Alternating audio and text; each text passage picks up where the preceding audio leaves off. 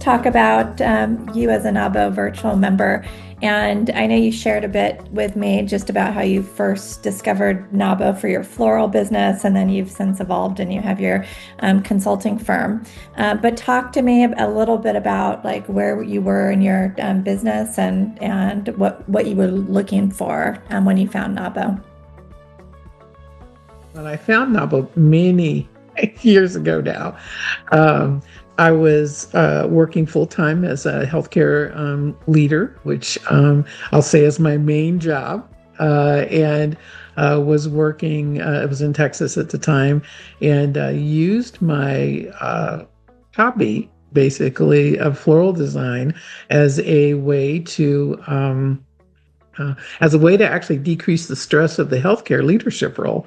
And and it turned into a flourishing business at that point, being pushed by my younger sister, who was also in the Texas area, and made me go down and get a business name and all this kind of stuff, took me through the whole process. So I'm always grateful to her for that.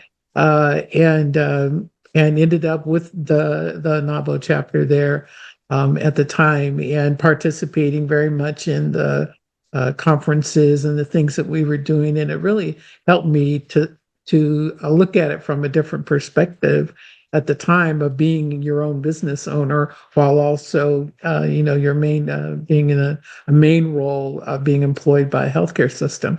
And so from there, I moved to another state, and then yet another state, and there was able to be active in chapters in each of those states. And by the time I came here to California, which is where I am now, I started up a new business that's a consulting firm with a business partner who's actually on the East Coast. And so now I'm a virtual member because I have, there's no actual existing chapter, there's no physical chapter here in the Central Valley. So, but I have access to the chapters in Sacramento, the chapters in Bakersfield, and chapters in San Francisco or LA if I choose to go into those areas. So it's really kind of fun to actually have that amount of variety, but it would also be fun to have one in where I am. But the virtual chapter has really taken a great spot in my heart, just simply because we meet every month. We have a lot of discussion, and it's people from all over who are participating in the chapter, and who have lots of things to share. And since I'm one of the national board members for the DEIB committee, I also share information from that committee to the virtual members as well. So it's really been a great way for me to stay in contact with NAWBO, and not just through the website, but through contact with actual NAWBO members. So you've been a NAWBO member for a lot of years and had these different experiences. Like, what are some of the top things that have really kept you, wanting to stay with NAWBO, wanting to engage in these different ways? Talk to me a little bit about, what you've received from it personally and business-wise. I think one of the best things is the opportunities to network with other women business owners. And while I think a lot of people think that's probably an easy thing to do, it actually isn't. And because of how we're located, and the different business types that we're in every kind of business you can think of. Um, it's hard to get everybody together in one spot, focused on actual women's business ownership development. And that's what I felt like NAWBO brought to me in just about every state that I've been in since I've been a part of it. And that networking piece is not just, chapter networking, but also on the national level as well. I've been to 3 national conferences over the years. And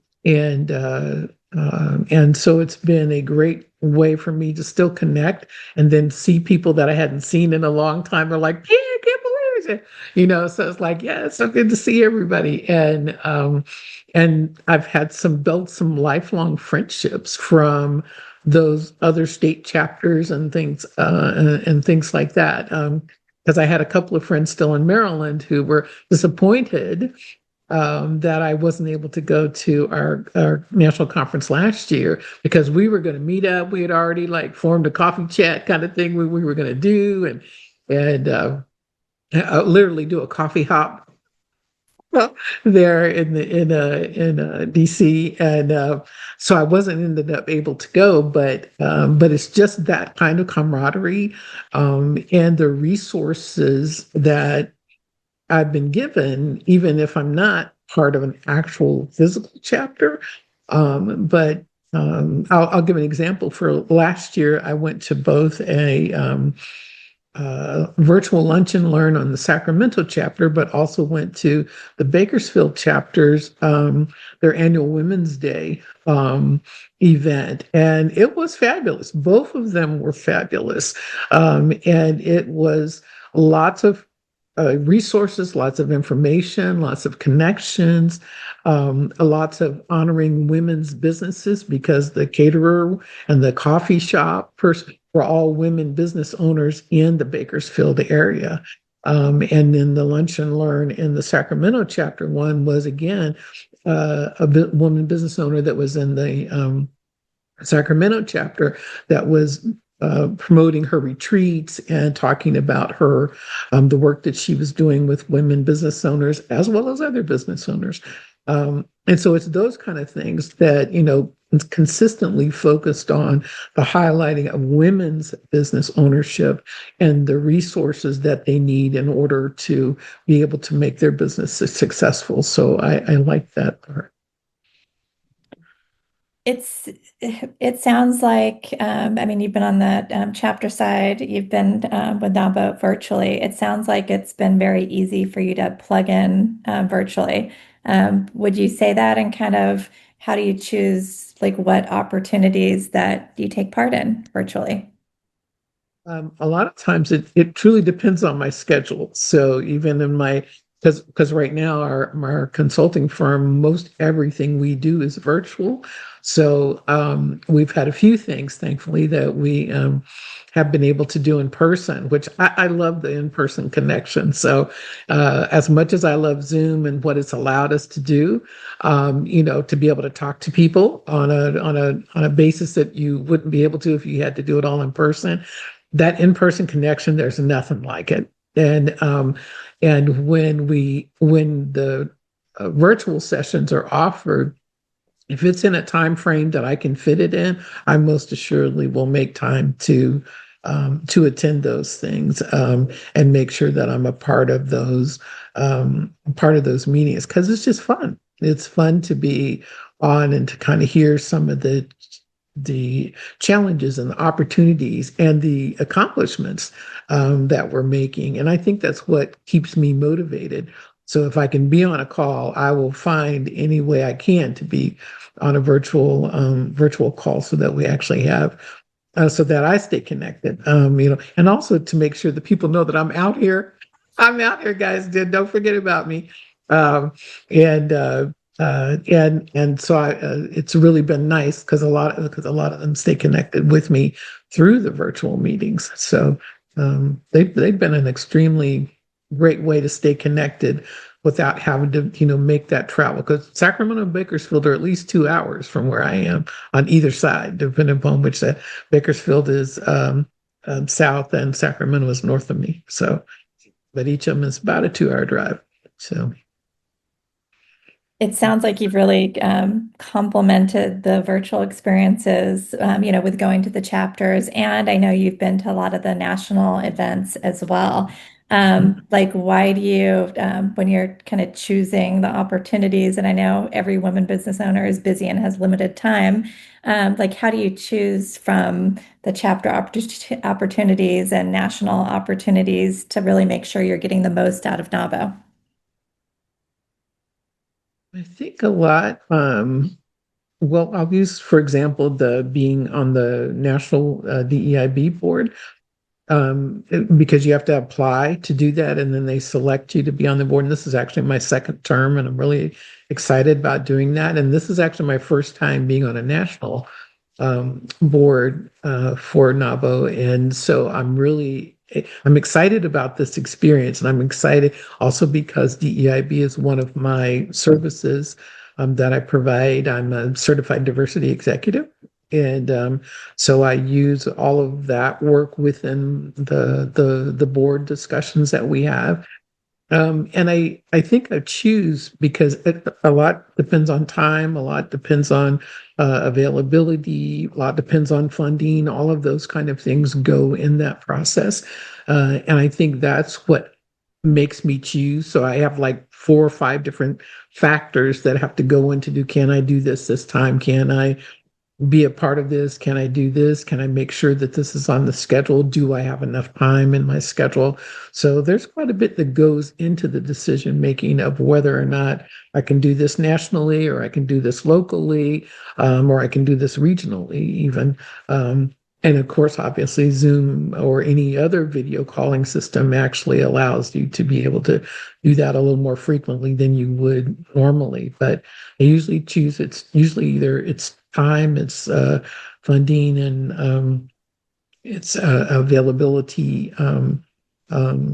Is it an actual topic or process that's going to help me in my business, as well as do I have information to contribute to the process, or kind of how I make those decisions? Great.